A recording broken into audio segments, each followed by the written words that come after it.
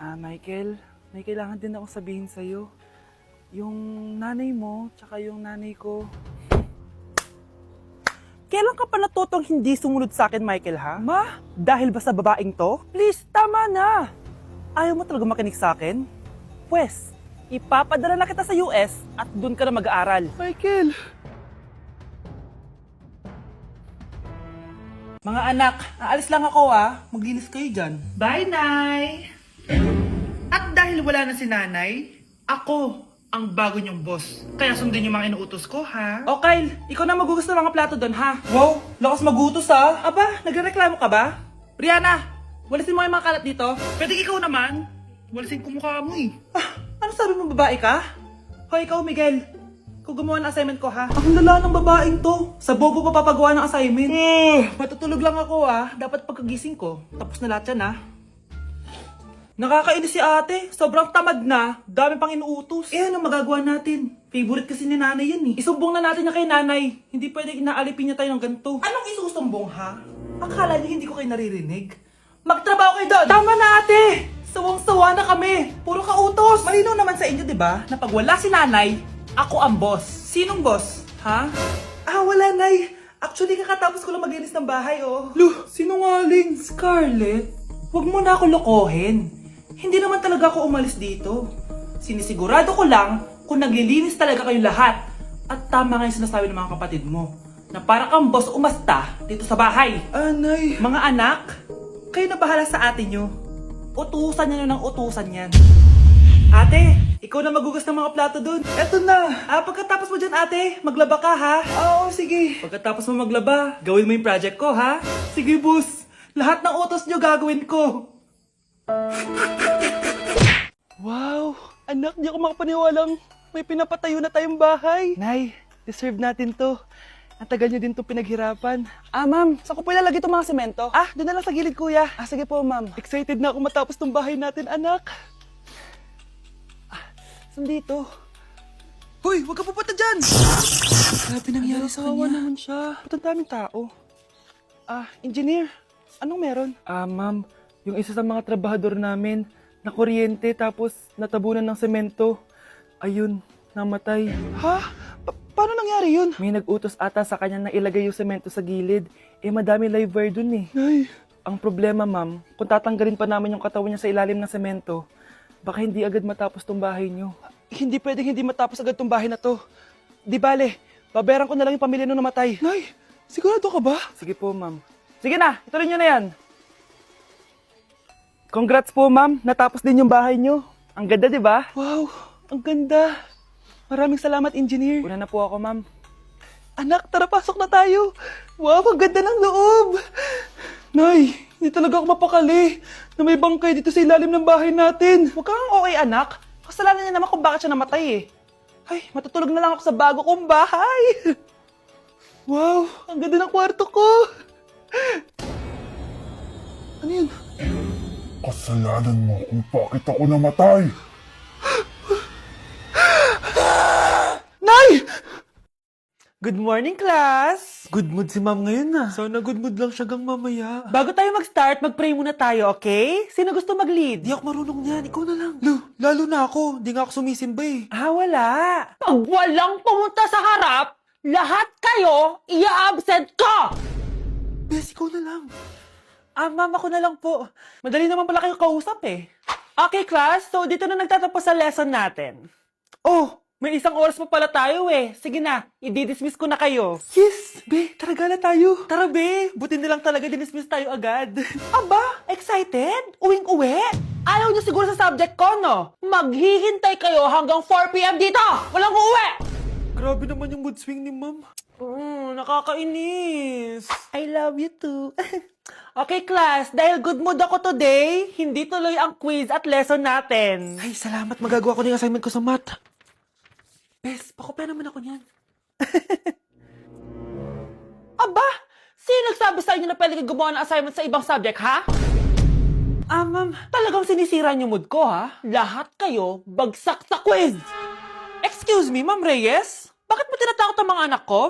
Ma'am, Hindi sila matututo kung hindi ko sila tatakutin. Hindi mo kailangan takutin ng mga bata. Kausapin mo sila na maayos. Tama. Tayo ang pangalawa nilang magulang. Dapat maging safe sila sa atin. Gusto mo bang maalala ka nila sa mga pananakot mo? Facts, ma'am. Umayos ka na ha, kung ayaw mong isumbong kita sa principal. Deserve. Mga anak! Maganda ba? Oh, mawawala ako ng 3 araw Nay, kailangan ba talaga tumuloy doon? Importante yun, anak. Minsan lang ikasal yung kumare ko, no? Tsaka sa Cebu siya gagawin, di ba? Shala. Basta, Nay, mag-ingat ka, ha? Oo naman, anak. Huwag ka mag-alala. O siya na, alis na ako. Mga kapatid mo, ha?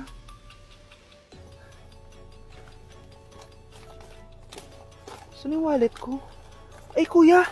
Balik tayo sa bahay. Nakalimutan ko yung wallet ko. Ano ba yan? Maliliit na ako. Saan na ba yan? Ito. Ano ba yan? Oras na. Mabuhay, ma'am. Welcome to Air Philippines. How can I help you? Ay. Miss. Dito po ba yung flight VD415? Yes po, ma'am. Check ko lang po. As per dito, ma'am, nakaalis na po yung aeroplano. Ha? Hindi ako pwede malit sa kasal na kumari ko. Kailangan ko humabol. Ma'am, kailangan niyo po ulit mag-rebook ka. So, ang next available flight is bukas pa po, ma'am. Ano ba yan? Gawin mo ng paraan. Diyos ko, sayang lang pera ko. Wala palang kwenta tong airlines niyo eh. Uwi na nga lang ako. Sorry, ma'am. Oh, Nay, nandito ka na agad? Akala ko ba 3 araw ka mawawala? Eh di ayun, naiwan ako ng aeroplano. Alam mo, parang pinipigilan talaga ako ng universe makaalis eh. Nay, buksan mo yung TV. Ha? Bakit? Breaking news! Nandito tayo ngayon sa site kung saan nag-crash ang flight VD415. Ayon sa mga otoridad, walang nakaligtas sa mga pasahero nito. Kaya pala, kung nakasakay ako dun sa aeroplano na yun, patay na ako ngayon. Anak, may bisita ka. Sino po, Nay? Oh, anak, na paano ka? Ba't parang nakakita ka ng multo? Wala, Nay. Ma'am, kamusta naman po yung anak ko sa school? Isusumbong ko si Kyle sa inyo, ma'am. Ma'am, bakit? May ginawa ba siya? Yang anak mo kasi. Ano po, ma'am? Napakagaling, oo. Masipag at matalino yan sa school, ma'am. Opo, tama, Nay. Buti naman. Akala ko kasi kung ano na ginagawa niya ito eh. Kaso ano, ma'am? May mga kailangan lang ako itanong sa inyo, ma'am, kung totoo ba tong nasa test paper ni Kyle. Patay ako nito. Sige, ma'am. Unang tanong, anong pangalan ng nanay mo? Susan, ang sagot niya. Tama ba, ma'am? Tama naman, ma'am. Pangalawa, ano ang trabaho ng nanay mo? Ang sagot niya, housewife. Tama ba? Oo, ma'am, tama. Okay. Pangatlo, ano ang gustong ginagawa ng nanay mo sa'yo? Pinaglulutuan, binibigyan ng baon. Tama ba? Oo naman, mahal na mahal ko yan si Kyle. Ano ang ayaw na ginagawa ng nanay mo sa'yo? Wala naman nakalagay dyan, di ba, ma'am? Kasi wala naman ako ginagawang masama sa kanya. Ang nakalagay dito ay, palaging inuutusan. Pinapalo ng hanger. Anay! Binabato ng kaldero, sinisigawan, minumura, at pinapalayas. Tama ba, ma'am? Walang iya ka, anak. Halika rito. Nay, wag mo. Pinapalo pala kita ng hanger, ha? Halika rito, matatamaan ka sa akin. Nay, test paper lang yan eh. Ma'am, kumalma ka. Kumalma? Kasalanan mo to eh. Ikaw una matatamaan sa akin. Sabi ko na kalalayas na ako eh. Ang dumi-dumi naman dito. Hoy, magwalis ka nga. Nay, parang masama po yung pagkaramdam ko. Wala akong pake. Dumadahilan ka na naman, ha? Oh, magwalis ka. Sige po. Oh, magpunas ka din dyan, ha? Nay, lumalala po yung sakit na nararamdaman ko. Aba, galing mo din umarte, no? Bilisan mo dyan, marami pa akong papagawa sa'yo. Best actor? Anak? Anak? A few moments later. Ikinalulungkot ko pero malala na ang sakit sa puso ng anak nyo. Hindi ko po alam, Dok. Sorry, anak. Kailangan na natin tong palitan sa lalong madaling panahon. Gawin niyo po lahat, Dok. Kailangan natin na magdodonate ng puso. Ako na pong bahala.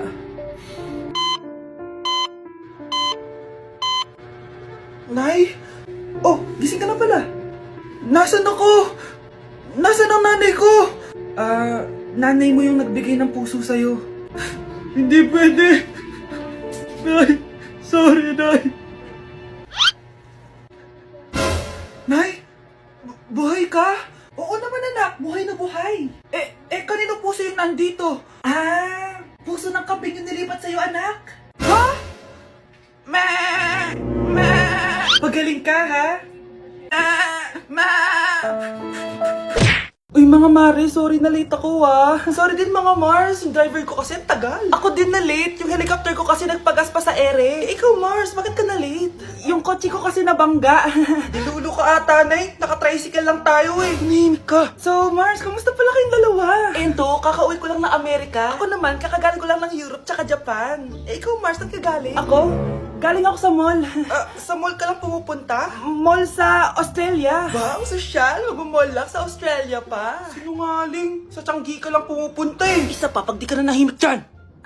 Balita ko mas yumaman kayong dalawa ngayon na. Anong ganap nyo? Hindi naman. Kakabili ko lang ng 2 bahay tsaka ng 3 bagong sasakyan. Ako naman, nagko-collect ako ng mga designer bags, designer shoes, basta designer. Eh, ikaw Mars. Nagko-collect ako ng ginto. O, bracelet tsaka sing-sing.